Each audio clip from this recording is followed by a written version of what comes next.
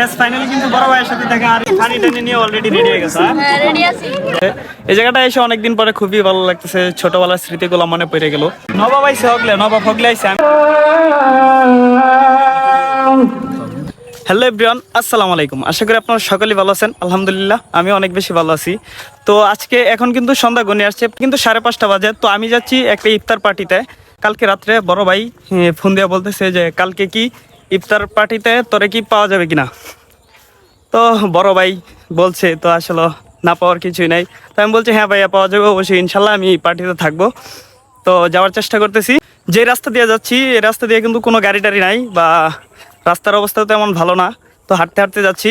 তো গাইস আজকে সাথে কেউ নাই, তো আরও কয়েকজন আসিল, তারা আমাকে রেখেই চলে গেছে। আমি অনেক লেট করে ফেলছি, তো আমি সবসময় লেট করে ফেলি, তো এটা হচ্ছে আমার ব্যর্থতা। তো তারা চলে গেছে, তাদের সাথে দেখা করতে হলে আমার ওই জায়গায় যাইতে হবে, তারপর তাদের সাথে দেখা হবে। তো সবার সাথে দেখা হবে ইনশাল্লাহ। তো দেখা হচ্ছে আপনাদের সাথে কিছুক্ষণ পর। গাইস ফাইনালি কিন্তু গন্তব্যস্থানে পৌঁছে গেছি। তো পিছনে যে একটা ঘর দেখা যাচ্ছে একটু ভাঙ্গাডোঙ্গা, তো এটা হচ্ছে একটা স্কুল ঘর। আর ওই পাশে কিন্তু আরেকটা বিল্ডিং হয়েছে, এখন নতুন হয়েছে ওইটা। তো এই স্কুলে কিন্তু আমি পড়ছি, যে ওই যে ভাঙ্গাডোঙ্গা ঘরগুলো দেখা যাচ্ছে।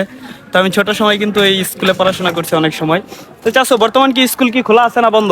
না তো বন্ধ আছে। বন্ধ আছে অনেকদিন ধরে মনে হয় বন্ধ, করোনার পরে যে বন্ধ হয়েছিল এরপরে মনে হয় খোলা হয় না। তো দেখছেন পরিবেশটা কিরকম। আর ওই পাশে একটা, ওইটা হচ্ছে মাদ্রাসা, মহিলা মাদ্রাসা। তো ওইটাও ওপেন আছে, ওইটা মনে হচ্ছে ক্লাস চলে। আর এই পাশে এই জায়গাটা এসে অনেকদিন পরে খুবই ভালো লাগতেছে, ছোটবেলার স্মৃতিগুলো মনে পড়ে গেল।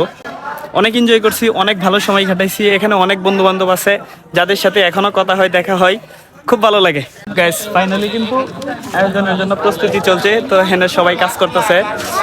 তো বড় ভাই কি অবস্থা? হ্যাঁ ভাই, ভালো আছো? আলহামদুলিল্লাহ। হাই। আমার বড় ভাই উনি কিন্তু সবসময় আমাকে অনেক সহযোগিতা করে, অনেক হেল্প করে। তো ইনশাল্লাহ কোনো একদিন একটা ভিডিওতে ভালোভাবে ভাইয়ের সাথে কথা হবে ইনশাল্লাহ। তো এখানে সুন্দর আয়োজন চলছে। তো একটু পরেই মনে হচ্ছে আজানের সাথে সাথে আমরা খাওয়ার জন্য প্রস্তুত হবো। তো আমরা প্রস্তুত হইতেছি মাত্র। ভালো আছো তুমি সবাই? তোমরা সবাই কেমন আছিলা? রোজা থেকে ক্লান্ত হয়ে গেছে, পানি টানি নিয়ে অলরেডি রেডি হয়ে গেছে। হ্যাঁ রেডি আছি। যাই হোক, তোমাদের জন্য দোয়া রইল। থাকো তোমরা।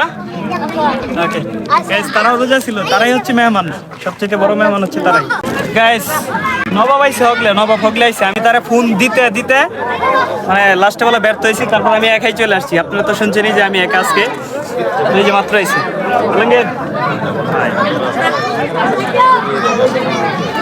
ধর্ম এটার লাগে মাত্র আইসে, যে এটার জন্য ধর্ম। আচ্ছা থাক, রোজার দিন ইফতারের পর তারা ধর্ম। ফাইনালি ইফতারি টাইম হয়ে গেল, সবাই সারি সারি হয়ে বসে পড়লো। তো সবার সামনে ইফতারি চলে আসছে, এখন শুধু খাওয়ার অপেক্ষা, সবাই বসে আছে।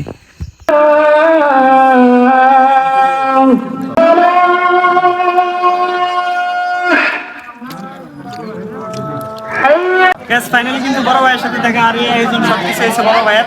তো ভাইয়ের জন্য সবাই দোয়া করবেন।